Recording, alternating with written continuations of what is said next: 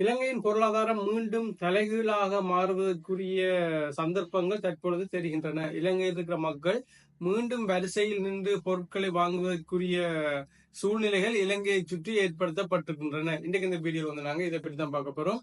நீங்க நம்ம சேனலை சப்ஸ்கிரைப் பண்ணலன்னு சொன்னா ஒருக்கா சப்ஸ்கிரைப் பண்ணிச்சு வீடியோ வந்து பாருங்க. ரைட், என்ன விஷயம் சொன்னா, இந்த இஸ்ரேல் ஈரான் இரு நாடுகளுக்கும் இடையில ஏற்பட்டிருக்கிற இந்த பிரச்சனையானது 4 நாட்களை கடந்து செல்லுகின்றது. நான்காவது நாளாகவும் அந்த பிரச்சனை வந்து தொடர்ந்து போய்கொண்டிருக்குது. அதாவது ஒரு நாள் 2 நாள்ல முடியும்னு சொல்லி எதிர்பார்த்த அந்த பிரச்சனையானது அது பல வருட காலமாகவே நடந்து வருகின்ற பிரச்சனை தான். பல வருட காலமாக ஆயுத ரீதியாக இல்லாம முரண்பாடுகளோட பிரச்சனைகளோட இடைக்கிடைக்க ஒரு சண்டைகளோடையும் நடந்து வந்த இந்த பிரச்சனை, இந்த இஸ்ரேல் ஈரான் பிரச்சனையானது இப்ப பார்த்தோம்னு சொன்னா 2 நாடுமே வந்து சண்டை தான் செய்ய போறோம்னு சொல்லி இறங்கிருக்கிறாங்க. அதாவது ஈரானை பார்த்தோம்னு சொன்னா நாங்க வந்து சமான பேச்சுவார்த்தைக்கு இடம் இல்லை, சமான பேச்சுவார்த்தைக்கு நாங்க போக போறது இல்ல, சண்டை தான் பிடிக்க போறோம்னு சொல்லி ஈரானும், இஸ்ரேலை பார்த்தோம்னு சொன்னா அவங்களும் அதே மாதிரி தான் சொல்றாங்க. அதாவது ஈரான்ல இருக்கிற அணு சம்பந்தமான நிலையங்கள், அணு ஆராய்ச்சி நிலையங்கள் எல்லாத்தையும் வந்து தகர்த்தெறிய போறோம், அது எல்லாத்தையும் இல்லாமக்க போறோம், ஈரான் அரசாங்கத்தை வந்து நாங்க அடிக்க போறோம்னு சொல்லி இஸ்ரேலும் 2 நாடுமே வந்து நாங்க சண்டை தான் செய்ய போறோம்னு சொல்லி இறங்கிட்டாங்க. அதுக்கேற்ற மாதிரி தான் 2 நாட்டிலையுமே வந்து ஒவ்வொரு நாள் இரவும் வந்து பார்த்தோம்னு சொன்னா பெரிய அளவிலான தாக்குதல்கள் 2 நாள்ல வந்து மாறி மாறி போய்கொண்டிருக்குது. இது வந்து இஸ்ரேல் ஈரான்ல நடக்கிற பிரச்சனை. இப்ப இலங்கைக்கு என்ன பிரச்சனைன்னு சொல்லி பார்த்தோம்னு சொன்னா, இஸ்ரேல் ஈரான்ல இந்த போர் நடைபெற்று கொண்டிருக்கிறதால இலங்கைக்கு என்ன பிரச்சனை வரப்போன்னு சொன்னா, இலங்கைக்கும் பெரிய பாரதூரமான பிரச்சனைகள் வர்றதுக்கு நிறையவே சந்தர்ப்பங்கள் இருக்கின்றன. ஏன்னு சொன்னா, இந்த இஸ்ரேல் ஈரான் பிரச்சனையானது 4வது நாட்களாக தொடர்ந்து கொண்டிருக்கின்றன. இது ஒரு வாரத்துக்குள்ள முடியுமா இருந்தால் கூட இலங்கை வந்து தப்புறதுக்கு நிறைய சந்தர்ப்பங்கள் இருக்கின்றன. ஆனா இது நீண்ட வாரங்கள், நீண்ட நாட்களுக்கு தொடருமாக இருந்தால் இலங்கை நிச்சயமாக பாரிய ஒரு பின்னடைவை சந்திக்கும். இலங்கையில பெரிய ஒரு பொருளாதார பின்னடைவு, பொருளாதாரம் வந்து தலைகீழாக மாறுவதற்கு நிறைய சந்தர்ப்பம் இருக்கின்றன.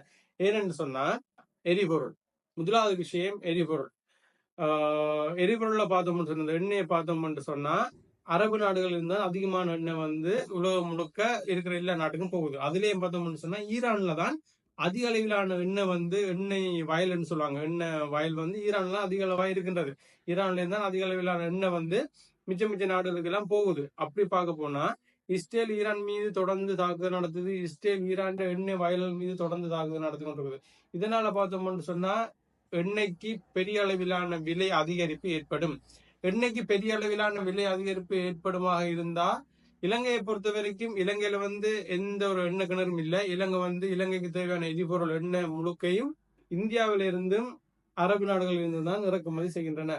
ஆனா என்ன விஷயம்னு சொன்னா, இந்தியாவுக்கு கூட பெரும்பகுதியான எண்ணெய் வந்து அரபு நாடுகளில் இருந்து தான் கிடைக்கின்றது. அப்ப பார்த்தோம்னு சொன்னா ஈரான்ல இருந்து எண்ணெய் வர்றது நின்றுட்டுன்னு சொன்னா இந்தியாவுக்கும் வர போறது இல்லை, இலங்கைக்கும் வர போறது இல்லை.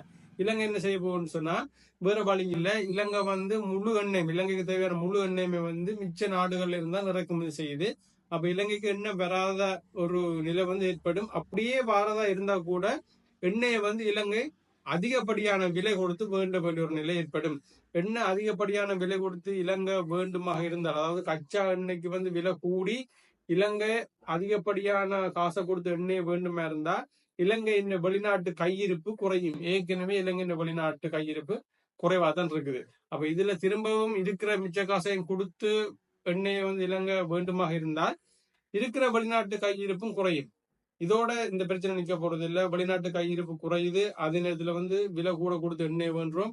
அப்ப பார்த்தோம்னு சொன்னா இலங்கையில போதுமான அளவு எண்ணெய் வேண்ட அளவுக்கு காசு இருக்காது. ஏன்னு சொன்னா கையிருப்பு குறைஞ்சிரும். எங்கிட்ட இருக்கிற வெளிநாட்டு கையிருப்பு குறைஞ்சிரும். இப்போ குறைஞ்ச கையிருப்பை வச்சுக்கொண்டு நாங்க அதிகமான எண்ணெய் வேண்டில்லாது. அப்போ ஒரு அளவான குறைவான எண்ணெயை தான் இலங்கை வேண்ட போகுது. அப்படி இலங்கை அந்த குறைவான எண்ணெயை வேண்டதால பார்த்தோம்னு சொன்னா இலங்கையில இருக்கிற தொழிற்சாலைகள், நிறுவனங்கள் எல்லாத்துக்கும் தேவையான எரிபொருள் வந்து கிடைக்காது. அது வந்து ஒரு குறைஞ்ச அளவிலான எரிபொருளுடைய வந்து அது இயங்க வேண்டிய ஒரு நிலை ஏற்படும். இதனால பார்த்தோம்னு சொன்னா மின் உற்பத்தி பெரிய அளவில் பாதிக்கும். இதை தாண்டி இலங்கையில் இருக்கிற தொழில்துறைகள் பெரிய அளவில் பாதிக்கும். இதனால பார்த்தோம்னு சொன்னா என்ன நடக்கும்னு சொன்னா ஆட்டோமேட்டிக்காக இலங்கையில வந்து ஒரு பொருளாதார நெருக்கடி ஏற்படும். இலங்கையின் உற்பத்தி செலவுகள், இந்த நிறுவனங்கள் வந்து அதிகூடிய காசை கொடுத்து கொஞ்சம் எண்ணெயை வேண்டதால இலங்கையின் உற்பத்தி செலவுகள், இலங்கையில செய்யப்படுகின்ற பொருட்கள் சேவைகளுக்குரிய உற்பத்தி செலவுகள் வந்து அதிகரிக்கும்.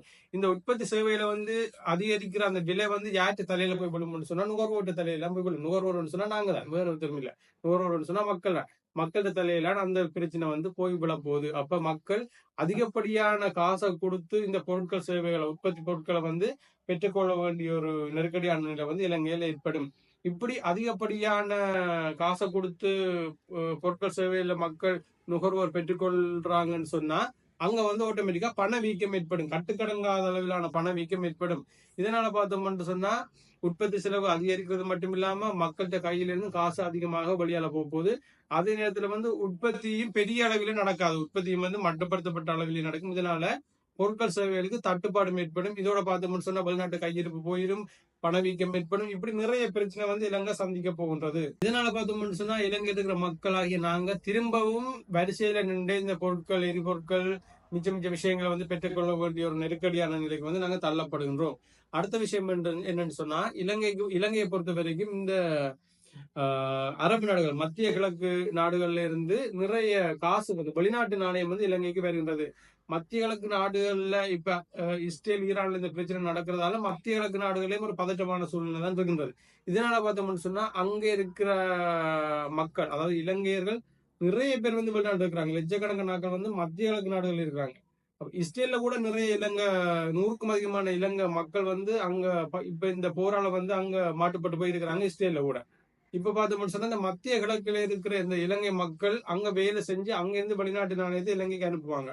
அப்படி பார்த்தோம்னு சொன்னா அவங்களுக்கு அங்க வேலை வந்து ஒரு பிரச்சனையா அமைய போகுது. அப்படி வேலை பிரச்சனை அமையறதால அங்க இருந்து வர வெளிநாட்டு நாணயங்களோட அளவு வந்து குறைய போகுது. இதனால பார்த்தோம்னு சொன்னா வெளிநாட்டு நாணய நெருக்கடியும் இலங்கையில ஏற்பட போன்றது. அடுத்த விஷயம் என்னன்னு சொன்னா இந்த இஸ்ரேல் ஈரான் பிரச்சனையால வந்து கடல் வழியாக, கப்பல் வழியாக போக்குவரத்து இருக்கு தானே, கப்பல் மூலம், அதாவது இலங்கைக்கு வந்து கப்பல் மூலம் நிறைய பொருட்கள் வந்து இறக்குமதி செய்யறோம்.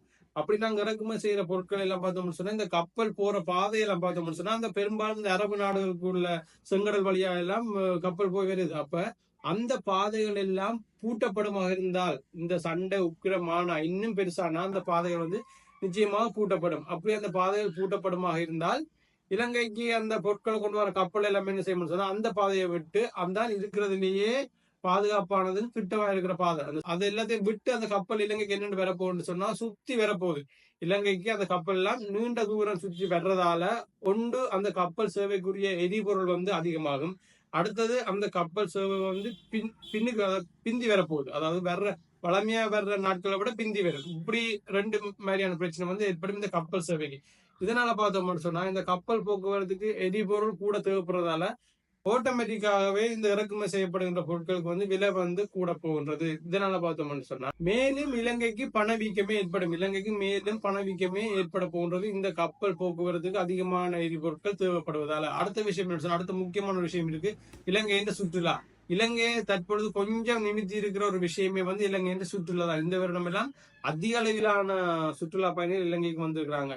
இந்த பிரச்சனையால இந்த ஆசியாவில எல்லாம் பார்த்தோம்னு சொன்னா இப்ப பாகிஸ்தான் எல்லாம் பார்த்தோம்னு சொன்னா இப்ப சொல்லியிருக்காங்க இஸ்ரேல் அணு ஏவுகணைகளை வந்து ஈரான் மேல செலுத்தினால் நாங்க ஈரானுக்கு அணு ஆயுதங்களை கொடுத்து உதவுவோம் என்று சொல்லி எல்லாம் பாகிஸ்தான் தரப்புல வந்து சொல்லப்பட்டிருக்குது. அப்படி இந்த ஆசியாவிலேயே பார்த்தோம்னு சொன்னா இப்ப ஒரு பதட்டமான ஒரு சூழ்நிலை வந்து ஏற்பட்டிருக்குது. இப்படி இருக்கிற டைம்ல இலங்கைக்கு சுற்றுலா பயணிகள் வருவார்கள் கேட்டோம்னு சொன்னா வர மாட்டாங்க, நிச்சயமா வர மாட்டார்கள்.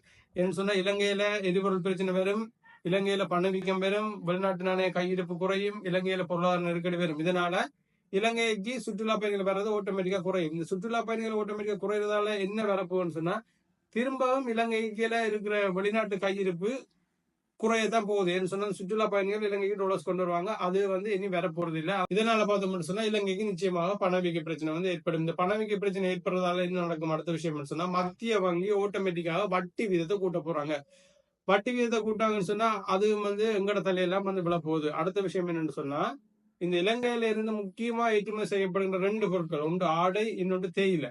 இந்த 2 துறையுமே வந்து இலங்கையில அடிபட போகின்றது. இந்த வட்டி வீதம் கூட்டுறது ஒரு காரணம், பணவீக்க நெருக்கடி, அடுத்தது வந்து இந்த உற்பத்தி செலவு அதிகரிக்கிற பிரச்சனை. இதனால வந்து இலங்கையில இருந்து இந்த ஆடை ஏற்றுமதியும் தேயிலை ஏற்றுமதியும் வந்து பெரிய அளவில் அடிபட போகின்றது. இதனால அது திரும்ப இலங்கைக்கு தான் பிரச்சனையா வந்து அமையும். இந்த ரெண்டு துறையும் வந்து இலங்கையில பாதிக்கப்பட்டா இலங்கையின் பொருளாதாரத்துல பெரிய ஒரு அடி விழுகிறதுக்கு நிறையவே சந்தர்ப்பங்கள் இருக்கின்றன. இப்படி இலங்கையில பெரிய அளவிலான பொருளாதார பின்னடைவுகள், பொருளாதார நெருக்கடிகள், இப்படியான விஷயங்கள் எல்லாம் இலங்கையில் ஏற்பட போன்றது இந்த இஸ்ரேல் ஈரான் பிரச்சனை தொடருமாக இருந்தால். சரி, இந்த இஸ்ரேல் ஈரான் பிரச்சனை தொடராது முடியுமான்னு சொல்லி பார்த்தோம்னு சொன்னா அது கேள்விக்குரியதான் இருக்குது. ஏன்னு சொன்னா இந்த இஸ்ரேல் வந்து ஈரானும் விட்டுற பாட இல்ல. ஈரான்ட ராணுவ புலனாய்வு அதிகாரியை வந்து கொண்டிருக்கிறாங்க, ஈரான்ட அதி உயர் அதிகாரிகளை கொண்டிருக்கிறாங்க, ஈரான்ட விஞ்ஞானிகளை கொண்டிருக்கிறாங்க. இப்படி நிறைய பேரை வந்து இந்த இஸ்ரேல் தரப்புல வந்து கொண்டு கொண்டிருக்கிறாங்க. ஈரானை பார்த்தோம்னு சொன்னா ஈரானும் விடுறதா இல்ல. இஸ்ரேல்ல இருக்கிற நிறைய இடங்கள், ஜெருசலேம் முதல் கொண்டு நிறைய இடத்த வந்து ஈரான் தன்னிட்ட இருக்கிற ஆயுதத்தை கொண்டு தாவி கொண்டே இருக்கிறாங்க. அது மட்டும் இல்லாம அமெரிக்கா வந்து இன்னொரு விஷயம் சொல்றாங்க, இஸ்ரேலுக்கு தாங்க ஆதரவு அளிப்பதாக அமெரிக்கா சொல்றாங்க, சீனா வந்து ஈரானுக்கு ஆதரவு அளிப்பதாக சீனா சொல்றாங்க. அமெரிக்கா அடுத்த இன்னொரு விஷயம் சொல்லியிருக்காங்க, இந்த பிரச்சனையில வந்து அமெரிக்கா நிச்சயமாக தலையிடும் சொல்லி, அதாவது இந்த ஈரான் இஸ்ரேல் பிரச்சனை வந்து அமெரிக்கா நிச்சயமாக தலையிடும். ஒருவேளை ஈரான் அமெரிக்காவோட பக்கம் ஏதாவது செய்யுமாக இருந்தால் அமெரிக்கா இதுவரைக்கும் காணாத அளவுக்கு தன்னுடைய ராணுவ பலத்தை கொண்டு ஈரானை அடக்கும் என்று சொல்லி டொனால்ட் ட்ரம்ப் அவர்கள் வந்து தெரிவிச்சிருக்காரு. அப்ப இப்படி எல்லாம் பிரச்சனை போய்கொண்டிருக்கிறத பார்க்க இந்த பிரச்சனை இதோட முடிய போறது இல்ல. இந்த பிரச்சனை இதோட முடியாத பட்சத்துல இது எங்க வந்து நிக்க போகுதுன்னு சொன்னா எங்கட தலையில வந்து நிக்க போகுது. இலங்கையில் இருக்கிற மக்களாகிய நாங்கள் தான் கடைசியாக இந்த பொருளாதார நெருக்கடிக்குள்ள சிக்க போறோம். அது மட்டும் இல்லாம இந்த இஸ்ரேல் ஈரான்லயும் வந்து அப்பாவி பொதுமக்கள் வந்து தொடர்ந்து ஒவ்வொரு நாளும் இறந்து கொண்டிருக்கிறார்கள். இந்த போர் வந்து எவ்வளவுக்கு ஹெவியா முடியுதோ அவ்வளவுக்கு இலங்கையின் தப்பும், அதே நேரத்துல வந்து இந்த இஸ்ரேல் ஈரான் நாடுகளில் இருக்கிற அப்பாவி பொதுமக்களும் தப்புவார்கள். ஓகே ஃப்ரெண்ட்ஸ், இன்னைக்கு இந்த தகவல் தான் உங்களோட பகிர்ந்து வச்சிருந்தேன். இந்த வீடியோ வந்து உங்களோட ஃப்ரெண்ட்ஸுக்கு ஷேர் பண்ணுங்க. நீங்க நம்ம சேனலை சப்ஸ்கிரைப் பண்ணலன்னு சொன்னா அவருக்கு சப்ஸ்கிரைப் பண்ணுங்க. இன்னொரு வீடியோவில் உங்களை சந்திக்கிறேன். நன்றி.